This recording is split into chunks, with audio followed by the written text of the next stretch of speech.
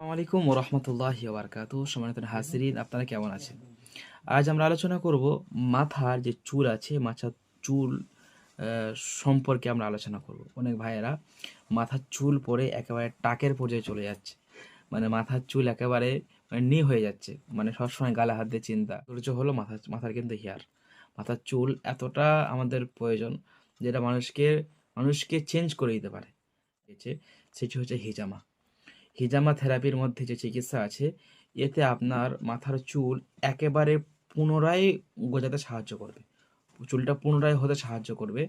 এবং এটা কেন করবে, হিজামা দিয়ে এটা কিভাবে এটা কাজ করবে, এটা ইনশাল্লাহ আজ আমি আপনাদেরকে বলবো। এবং এটা আমি না, সারা বিশ্বের বিজ্ঞান এখন প্রমাণ করেছে এই হিজামা দিয়ে যে রোগের যে চিকিৎসাগুলো আছে, এটা বহু মূল্যবান একটি কাজ করে। আপনি একটা জিনিস খেয়াল রাখবেন, আপনার মেডিসিন খেয়ে আপনি যেটা উপকার পাননি, কিন্তু আপনি যদি হিজামা করে রক্ত সঞ্চালন বাড়িয়ে আপনি কিন্তু এই সমস্যাগুলো সমাধান করতে পারবেন।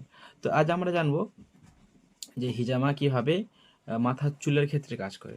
তো আপনারা দেখছেন আরাম হিজামা ইউটিউব চ্যানেল অথবা ফেসবুক পেজ। এখন আমরা হিজামা করব। হিজামার প্রথম উপকার হচ্ছে যে আপনার মাথার মধ্যে যে রক্ত চলাচল, আমরা যখন মাথায় কাপ বসাবো, রক্ত চলাচল বৃদ্ধি করবে।